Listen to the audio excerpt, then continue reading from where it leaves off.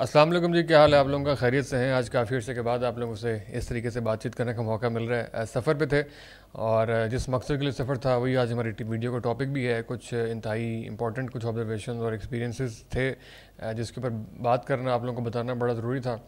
Doctor Zakir Naik इस वक्त पाकिस्तान में मौजूद हैं और हर रोज़ ही कोई ना कोई नया उनके हवाले से जो है कोई ना कोई टॉपिक वायरल हो रहा होता है, डिस्कशन हो रही होती है। इससे मुंसलिक तीन चार चीज़ों के ऊपर हम आज बात करेंगे। एक तो ये कि गवर्नर हाउस कराची में स्पेशली जो उनका क़याम है और जो उससे मुतसिल और मुंसलिक कुछ चीज़ें, ऑब्वियसली गवर्नर हाउस कराची में जो इस वक्त गवर्नर सिंध हैं कामरान खान टेसूरी, वो उनके होस्ट हैं। और जब वो होस्ट हैं तो फिर उनसे भी मुंसलिक कुछ चीज़ें, ख़ास तौर पे उनके बेटे जो कि अब सोशल मीडिया क्रिएटर भी हैं, और फिर उनके बेटे के ताल्लुकात जो कि सोशल मीडिया इन्फ्लुएंसर्स के साथ हैं, और फिर वो इन्फ्लुएंसर्स जो कि गवर्नर हाउस कराची में बहुत ज़्यादा इन्वाइट किए जाते हैं। और जब इनवाइट किए जाते हैं तो इस मौके के ऊपर भी एक पाकिस्तान के नंबर 1 एक तरीके से आप कह लें यूट्यूबर डकी भाई वो आए और डॉक्टर जाकिर नाइक से उनकी मुलाकात हुई, उस पर थोड़ी सी बात करेंगे। और इसके अलावा परसों जो डॉक्टर साहब ने अपनी गुफ्तगू में जिक्र किया कि यूट्यूब मोनेटाइजेशन हराम है, और हमें बहुत से लोग उनके वो स्निपेट्स और वो पोस्टर्स भेज रहे हैं कि आप लोगों का काम जो है वो डाउटफुल हो गया, डॉक्टर जाकिर नाइक ने इसको हराम करार दे दिया है और यूट्यूब मोनेटाइजेशन, उसके ऊपर थोड़ी सी बात होगी। तो सबसे पहले जब वहाँ पहुँचे तो मैं बहुत से लोगों ने ये बात की कि यार हम मोबाइल पर सुन लेते, इतना सफ़र करके इतना दूर जाने की क्या ज़रूरत थी, मोबाइल पर बेहतर क्वालिटी आती है, बेहतर आप करीब से उनको देख पाते हैं, वहाँ पर तो मिल भी नहीं पाए। तो ऐसे तमाम लोगों से मैं अपना एक्सपीरियंस शेयर करना चाहूँगा कि वहाँ पर जाना, उनको बनफ़से नफीस आमने सामने देखना, उनको ऑब्ज़र्व करना मुकम्मल तौर पर एक अलग रूहानी एक्सपीरियंस रहा है और उसका एक अलग इम्पैक्ट होता है। मोबाइल पे हमारे पास ये ऑप्शन होती है कि किसी वक्त आप डिस्ट्रैक्शन का शिकार हो जाएं या वीडियो ऊपर कर दें, वीडियो क्विट कर दें, या आपको कोई ज़रूरी काम आ जाए। तो वहाँ पर जाके हमारे पास ये ऑप्शन नहीं थी। हम आधा घंटा वहाँ पर इस्लाम 360 की आईडी सुनते रहे और फिर भी हमारे पास जाने की कोई ऑप्शन नहीं थी। हमने 2 घंटे वहाँ पर वेट किया, 3 घंटे तक उनकी वो पूरी गुफ्तगू और क्वेश्चन आंसर सुने। तो वहाँ पर यह कि आपको जो है ना ज़रा वो अटेंड करना आपके लिए लाजिम हो जाता है। और अभी की इस एज के अंदर हमारा वो टेम्परामेंट नहीं है कि हम किसी भी एक चीज़ के अंदर देर तक इंगेज रहें या लंबी कोई वीडियो देख लें या लंबे ही किसी लेक्चर में जाएं, अल्लाह ये कि ऐसा कोई इंतज़ाम हो। तो वहाँ पर जाने से हमें ये हुआ कि हमने 4 घंटे बग़ैर मोबाइल के, मतलब मोबाइल से जैमर्स लगे हुए थे, सिग्नल्स नहीं थे, तो बग़ैर किसी डिस्ट्रैक्शन के 4 घंटे तक हम एक चीज़ के अंदर इन्वॉल्व रहे हैं, उसको हमने उस तरीके से फ़ील किया है। और बिल्कुल रियलिस्टिकली मैं आपको बता रहा हूँ कि रूहानी एक्सपीरियंस शेयर किया है कि हमने वहाँ पे ऑब्ज़र्व किया, एनालाइज़ किया कि किस तरीके से अपनी ऑडियंस को एड्रेस कर रहे हैं, ऑडियंस के अंदर क्या उसका असर हो रहा है, ऑडियंस उसको किस तरीके से परसीव कर रही है, क्वेश्चन की क्वालिटी क्या है, डॉक्टर साहब किस तरीके से उसको मैनेज कर रहे हैं। इतने भरे मजमे के अंदर ऑब्वियसली डॉक्टर जाकिर नाइक का ही हौसला हो सकता है कि जज्बाती सवाल को भी, मुश्किल सवालों को भी, टफ सवालों को भी, कॉन्ट्राडिक्टरी और कॉन्ट्रोवर्शियल सवालों को भी उन्होंने बड़ी महारत के साथ और बड़े, मतलब जो पहला सेशन हमने अटेंड किया था उसके अंदर तो कम से कम बहुत ही एक इत्मीनान और तहम्मुल के साथ उसको सुना, उसको एड्रेस किया और बड़ी खूबसूरती से उसके जवाब दिए। तो ये सारे अमल को देखना जो है ना वो बड़ा एक अच्छा एक्सपीरियंस था। अभी वो अगले हफ्ते इंशाल्लाह लाहौर भी आ रहे हैं, तो लाहौर और इस्लामाबाद के हमारे जितने दोस्त भी ये वीडियो देख रहे हैं, आप सब लोग लाजमी ट्राई करें, once in a lifetime experience का हिस्सा ज़रूर बने। डॉक्टर जाकिर नाइक कोई आम आदमी नहीं है। डॉक्टर जाकिर नाइक तारीख़ी नौयत के हामिल जो शख्सियात होती हैं उनमें से एक हैं, और मुझे ये लगता है कि हम आइंदा आने वाली नस्लों को ये बताया करेंगे कि हमने डॉक्टर जाकिर नाइक को देखा और हम अहदे डॉक्टर जाकिर नाइक में ज़िंदा हैं। मुझे माजी के अंदर भी कोई ऐसी मिसाल नहीं मिलती, आइंदा आने वालों में भी शायद ना हो, और आज की तारीख़ में भी ऐसी कोई मिसाल नहीं है कि कोई ऐसा फ़र्द जिसके ऊपर कुरान, जिसके सीने में दीगर तमाम इल्हामी कुतब, उनके रेफरेंसेस वर्स बाय वर्स, सतर बाय सतर, उसका चैप्टर, उसका पारा, उसकी ईच एंड एवरी लाइन उसको बिल्कुल अजबर हो और मौके के हिसाब से वो उसको कोट करे, उसको मेंशन करे, उसकी तफसीर बताए, उसकी तफहीम बताए, उसको बिल्कुल कुरानिक एक पर्सपेक्टिव के अंदर जो है ना वो एड्रेस करे। और एक इंतहाई मल्टी डायमेंशनल शख्सियत माशाल्लाह आज के दौर में अल्लाह ताला का इनाम है। और वो ख़ुद भी खैर बहुत सारी बातें इसके हवाले से करते हैं। तो मेरी तमाम दोस्तों से रिक्वेस्ट है कि ज़रूर उनके इल्म से इस्तेफ़ादा करें और लाइव सुनने का अगर मौका आपके पास है तो लाइव ज़रूर सुनें। इसके बाद आते हैं जनाब जो हमारी तकरीब का एक दूसरा एक्सपीरियंस। एक थोड़ी सी ऑकवर्ड बात मुझे वहाँ पर लगी, वो ये कि ऑब्वियसली एक इतनी बड़ी शख्सियत है और एक हमारा ये बड़ा मसला है कि हम जो है ना उनको डब्बों में डालते हैं। हमारे बहुत से मसालिक, हमारे यहाँ पे शायद कुछ मसालिक ऐसे हों जिनको वो अच्छे ना लगते हों, शायद कुछ मसालिक ऐसे हों जिनको बहुत अच्छे लगते हों।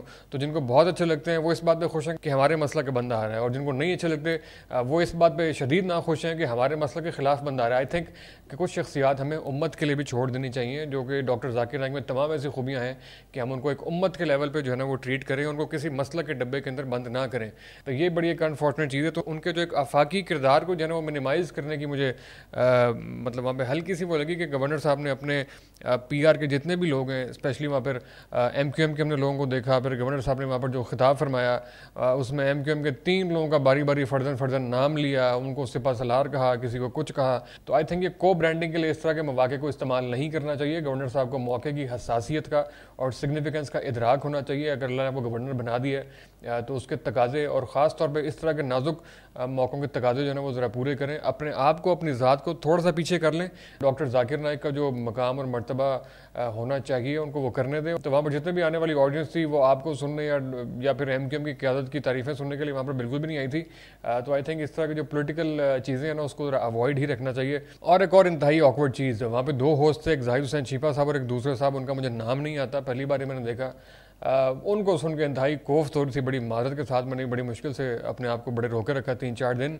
लेकिन ऑब्वियसली सब लोग डॉक्टर जाकिर नाइक के लिए, जिस तरह मैंने अर्ज़ की कि वहाँ पे मौजूद थे, वो साहब ओवर एक्साइटेड थे गवर्नर साहब की तारीफ़ करने के लिए, गवर्नर साहब के मकाम और मर्तबे को बयान करने के लिए। जाकिर नाइक साहब आ चुके हैं स्टेज के ऊपर, पहली बार, सबसे पहला पब्लिक उनका इंटरेक्शन है, सबसे पहली पब्लिक अपीयरेंस है।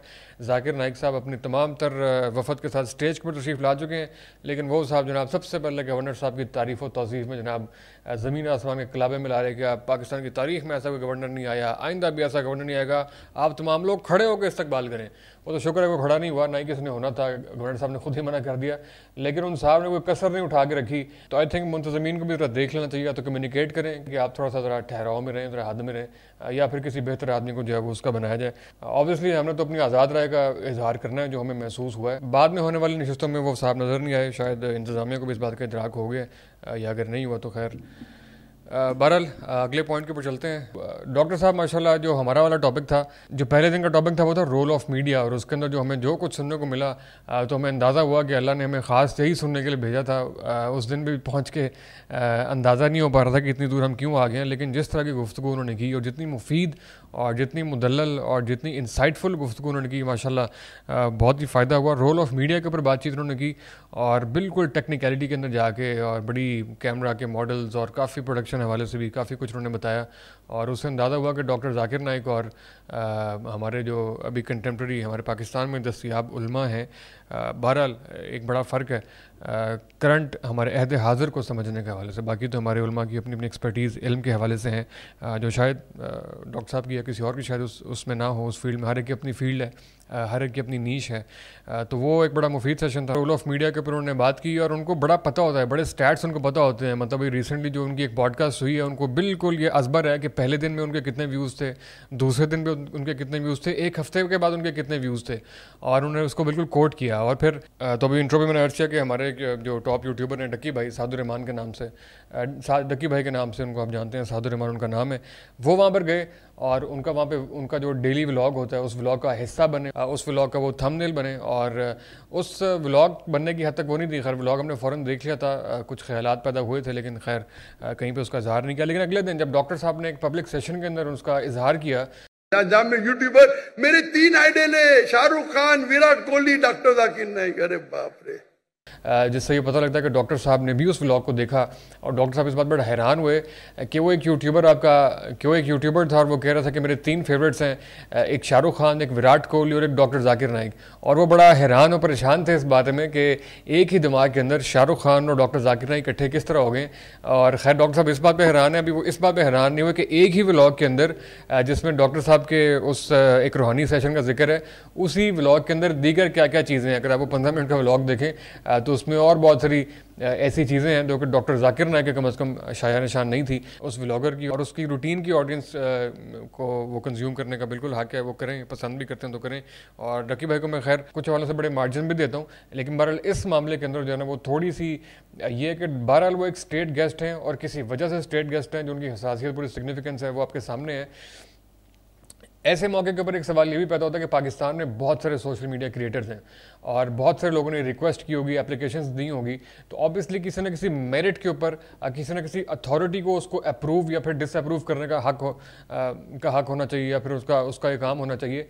ये डक्की भाई ही क्यों? क्या डक्की भाई सिर्फ इसलिए कि वो गवर्नर साहब के साहबजादे के दोस्त हैं? क्या डक्की भाई सिर्फ इसलिए कि वो गवर्नर साहब के बारे में शाउट आउट लगा देते हैं? खैर, इसी वाले वाक्य को अगर आप ट्रेस करते हुए ज़रा पीछे जाएं तो आपको अंदाज़ा होगा कि पब्लिक ऑफिस में से जो ऑफिस सबसे ज़्यादा मिस यूज़ हो रहे हैं उनमें से आपको अंदाज़ा होगा कि गवर्नर हाउस सिंध उनमें सर फहरिस्त है, जहाँ पे ज़ाती ताल्लुकात को, गवर्नर साहब के मुतल्लिकीन के भी ताल्लुकात को गवर्नर साहब, अब डक्की भाई के ऑडियंस का सबको पता है कि बच्चे देखते हैं और बच्चों में बड़ा पॉपुलर है। ऑब्वियसली उन बच्चों में एक बच्चा गवर्नर साहब का भी बच्चा है जो कि ऑब्वियसली फ़ैन होगा बहुत से व्लॉगर्स का। फ़ैन होने में हमें कोई इतराज़ नहीं है, आप फ़ैन हो उनको कंज्यूम करें, लेकिन वहीं पे उस बच्चे को खुद भी सोशल मीडिया क्रिएटर बनने का ख्याल आया, उसमें भी कोई हर्ज नहीं है। लेकिन मसला इसके बाद है कि आप एक पब्लिक ऑफिस में बैठे हुए हैं, आप जो है वो सरकारी ज़राए को इस्तेमाल करते हुए उनको गवर्नर हाउस में बुला रहे हैं, उनको सरकारी रिहाइशगाह पर रख रहे हैं, उसके बाद से फिर आप ऑफिशियल स्टेट गेस्ट से मुलाकात भी करवा रहे हो। ये पहली बार नहीं है, इससे मिलते होते और बहुत सारे वाक़यात आपको मिल सकते हैं कि जहाँ पे और भी बहुत से व्लॉगर्स को वहाँ पे बुलाया गया, वहाँ पे उनके ऑफिशियल मीटअप्स रखवाए गए और वो व्लॉगर साहब गवर्नर हाउस के छत पे खड़े होकर अपनी ऑडियंस को हाथ हिला रहे हैं, अपना वेव कर रहे हैं, अपनी विक्ट्री स्पीच दे रहे हैं और उसको शो कर रहे हैं। किस लिए?